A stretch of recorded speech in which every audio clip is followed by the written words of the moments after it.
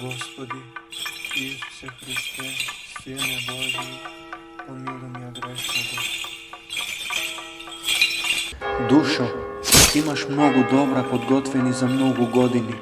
Јади, пии и весели се. Во името на Отецот и Синот и Светиот Дух, кога би имале можност да проникнеме во тајната на нашата предлабока ништожност, тогаш сите ние сосема поинаку ќе имавме можност да размислуваме за богатството, за она богатство кое го принудува човекот да живее според илузијата дека има задоволство во се. Токму денешната евангелска приказна за безумниот богаташ ни открива дека човекот кој живее без Бога сепак може да стекнува богатства. Тие богатства можат да бидат огромни и истовремено за човечкиот разум несватливи, а можат да бидат и бесовски и ненаситни. Уште од времето кога човекот тежнее да се постави себе си на местото од Бога, да постане Бог, но не по благодатта на Спасителот, туку според наговорот на древната змија, од тогаш човекот не престанува да натрупува, не престанува да собира, не престанува да живее со злобната помисла дека е богат и дека може да станува уште побогат, па дури и бескрајно богат. И колку повеќе богатство натрупува човекот, толку повеќе е роб на своето собствено јас. Се разбира, овде не станува збор само за материјалните богатства, овде станува збор за нешто подлабоко и почувствително. Впрочем, овде станува збор за чувството на самозадоволност, за тој вечен копнеш на човекот да стане моќен и богат, односно да стане Бог без Бога. Човекот постојано е свесен за неминовниот факт дека еден ден ќе умре и дека ќе го предаде своето тело на земјата. Но сепак и покрај тоа упорно продолжува да натрупува и да собира богатства.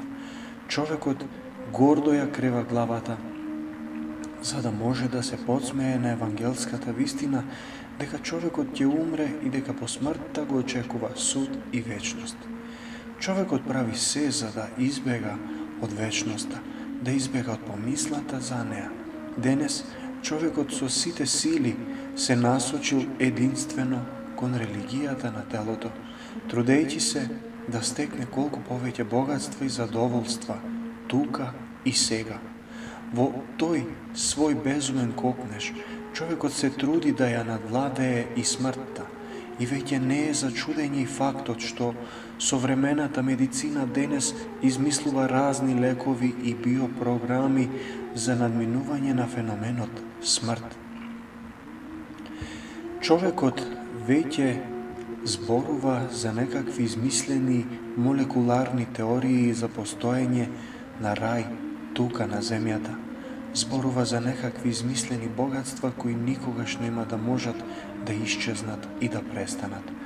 Во своето безумство, човекот веќе смета дека со промена на гените може да достигне апсолутна среќа и по биолошки пат да го истера злото од човечката природа.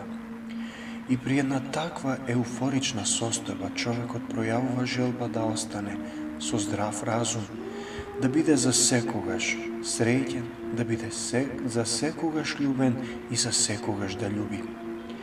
Еден современ православен старец, кој блажено се упокои пред неколку години, праведниот Серафим Роуз, на едно место вели дека човештвото навистина навлегува во еден ужасен стадиум во своето богоборство. А сето тоа може да се види од многу образци на современата култура. Човекот не е само некаква грозна и одвратна карикатура на самиот себе. Човекот денес не може да се препознае дури ни во агонијата на сопствената духовна смрт. Човекот фактички веќе е мртов. Човекот кој денес е богоборец и богоубиец во својот разјарен титански копнеш да живее без Бога, мисли и тврди дека веќе Бог е мртов. Но За жал, човекот веќе пристапува кон следниот и можеби последниот стадиум, кога тој го убива во себе и самиот човек. Затоа денес слободно можеме да заклучиме дека и човекот веќе е мртов. Колку и да посакува да биде вечен тука, на земјата, колку и да е големо неговото безобразие, колку и да е ужасен копнежот да ги исмејува небесата и да го отфрли човекот, нема каде да избега од вечноста. Човекот никогаш нема да може да избега од рацете на живиот Бог. Зашто токму тогаш, кога човекот ќе помисли дека завладеал со оваа вселена и дека веќе постанал Бог, токму тогаш над него ќе се исполнат зборовите од Откровението. Богат сум и се збогатив и ништо не ми треба. А не знаеш дека си беден и проколнат, сиромав, слеп и гол. Како што новороденчето плаче уште од мајчината утроба, со тие исти солзи плаче и денешното младо поколение. Секоја солза од секое дете е израз на болка, на заедничкото сознание на човечката отпадност од совршенство, во распадливост, во страдање, во смрт. Ние растеме, но овој плач не престанува. Напротив, во овие времења во кои царува општа тага, плачот станува се погласен и ја представува единствената утеха на денешното поколение. А денешното поколение, кое лесно може да биде и последно, е оковано во очајот од овој плач. Бидејќи сите ние премногу добро гледаме дека овој свет, што полека пропаѓа, се ближи кон својот крај, но и покрај тоа на денешното поколение никој не му ја кажува вистината дека во Откровението Бог секому ќе му ги избрише солзите од неговите очи.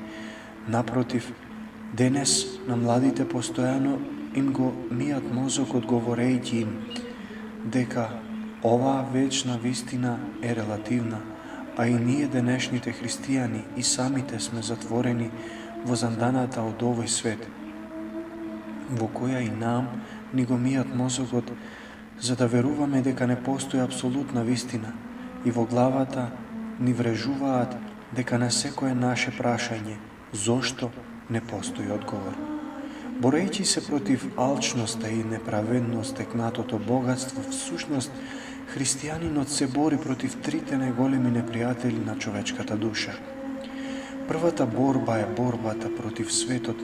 Таа започнува со тоа што се одвојуваме од светот и се откажуваме од неговите сладки, но куси и отровни задоволства, како и од неговите лажни убавини, наминливите богатства и од неговата минлива празнотија. Пријателството кон светот е непријателство кон Бога. Затоа потребно е да се откажеме од светот и од неговата измама, па на таков начин ќе го победиме првиот непријател. Вториот непријател е нашето собствено тело, кое ќе можеме да го победиме ако се воздржуваме од пријадување со вкусна храна и од препивање со пјалоци. Постејќи ќе ја згаснеме жетта за грев и ќе ги умртвиме страсните телесни желби. Со воздржување и телесна чистота ќе ја победим желбата за нечисти полови односи. Меѓутоа, нашето тело е и наш пријател, но само тогаш кога и помага на душата во доброто. Со Божја помош, со своето тело ние постиме, пролеваме солзи и на Бога му принесуваме дарови. Тоа не би можеле да го правиме само со душата. А ако го победиме светот и телото, тогаш лесно ќе го земеме во рацете оружјето на борбата против самиот ѓавол, против господарот на овој свет, против кнезот на темнината. Ако се вооружиме со Божјото оружје, верата, долготрпението и молитвата, тогаш ќе го победиме ѓаволот и неговата моќ.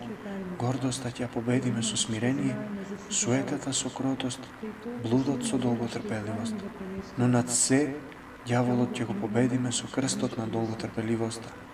распнувајќи се себе си за овој свет и на тој начин умирајќи за грешниот живот во овој свет.